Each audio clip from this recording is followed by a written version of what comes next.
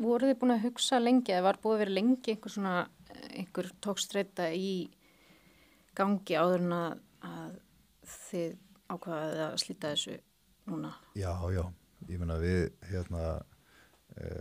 Framsókn var náttúrulega alltaf daldið svona flokkurinn sem að skar sig úr þessum hópi.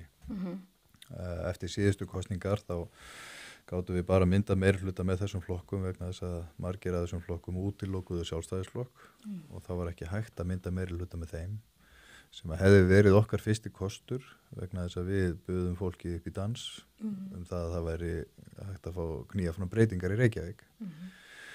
Og það var eðlilegast að leita eftir meirihluta samstarfi við þá flokka sem ekki hefur verið í meirihlutanum áður til þess að sýna kjósendum að við meintum það sem við sögum. En þá var ekki hægt að telja upp í 12 upp í meirihluta. Það eru 23 borgarfulltrúar og 12 er þá meirihluti með sjálfstæðisflokki og þá þurftum við að fara í samstarfi Samfylkingu og Pírata og Viðreisn. Já. Og þar var kannski svona málefnalegu samhljómur að sömuleyti en ekki öllu. Nei. Og svo líður á kjörtímabilið og við náum að fullt af árangri, mjög miklum breytingum á rekstrinum og sumt í skólamálum og leikskólamálum og ýmis konar ákvarðanir sem við tókum og ég mjög stoltur af mörgu sem við gerðum á meðan ég var borgarstjóri. Já. En svo þegar kemur að því að halda áfram að straumlínulaga rekstur borgarinnar, taka stærri ákvarðanir það að ryðja meira land undir húsnæðisuppbyggingu, taka stærri ákvarðanir það að tryggja stuðning við barnafjölskyldur gegnum heimgreiðslur fyrir leikskólabörn sem að bíða og koma á laggirnar nýjum úrræðum eins og vinnustaðarleikskólum til þess að brúa bilið, daggæslu úrræðum á vinnustöðum líka. Allt svona til þess að styðja við barnafjölskyldur, það er að segja annars vegar að fjölga plássum, eins vegar að styðja þá sem bíða. Og þá lendum við bara á vegg og maður finnur það, þau ekki til í þetta. Nei.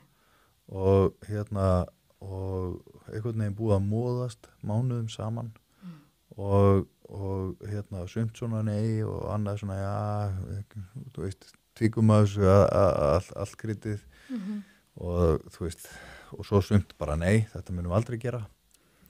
Og þá ekkert annað hægt heldur en að hugsa bara, ok, til hvers ég hérna? Já.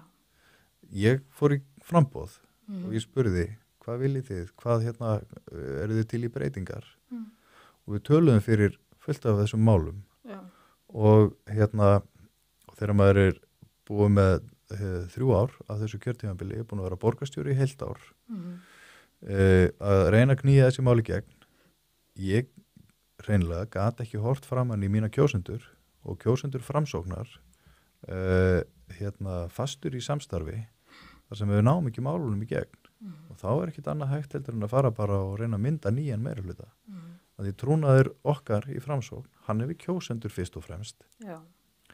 Þaðan þykjum við umboðið til þess að við erum í vinnu fyrir þau.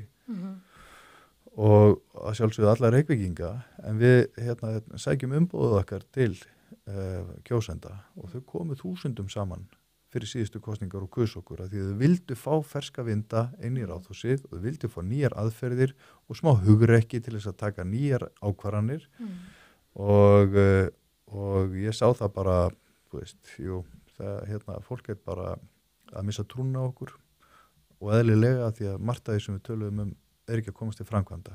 Sumt hefur gerst og klána og klára en annað ekki og þá bara, ok, það verum hreinskilin, slítum þessu samstarfi, reynum að mynda annan meirihluta með flokkum sem eru tilbúnir að taka þessar ákvarðanir með okkur og lengi vel stemdi í það að það myndi ganga til að flokkur fólksins fær kalda fætur og átti kannski eitthvað erfitt með það að út af ríkisstjórnarsamstarfinu að það sem að forsætisráðherrann og Kristrún og Inga Sæland voru í samstarfi og eru að Samfylkingunni yrði ítt út úr borginni að kannski þetta haft einhver áhrif. Já, mjög líklegt. En þannig að en eftir stendur að þá eru bara línurnar skýrar vinstri flokkarnir Samfylking, Píratar, Flokkur fólksins, Vinstri græn og sósíalistar. Nú bara komin rauð víglína og þá eru kjósendur bara með skýrt val fyrir næstu kosningar. Viljaðu þessa flokka sem að gera allt fyrir völdin. Ég var tilbúin að fórna borgarstjórastólunum til þess að koma verkefnunum í gang, klára þau. Ég var tilbúin að mynda meirihluta og jafnvel að eftirláta einhverjum öðrum borgarstjórastólin að því að verkefnin skipta með máli og trúnaði við kjósendur. Þessi flokkar, þau eru tilbúin að hnoða saman einhvers konar samstarfsáttmála sem ekki neitt. Þau eru lesið hann. Nei, það er engin áhuga á því sem þessi flokkar eru að gera. Það bara eitthvað selalaug og hjólísagarð og einhverja lýðræðislega mannréttindaborg. Come on, sko. Hvað er þetta það sem fólk er að hugsa um?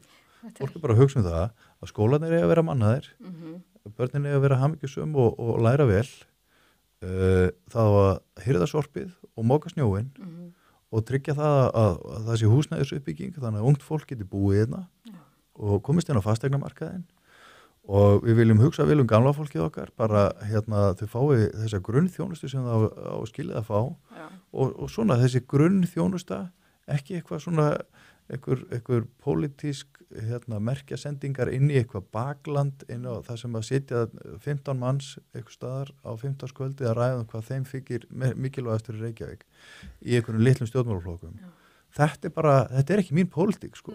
Við verðum að þjóna borgurunum það sem mestu máli skiptir og eða takk ekki í horninu á rekstrinum og ætla bara núna að fara að eyða peningum sem við erum búin að spara fyrir.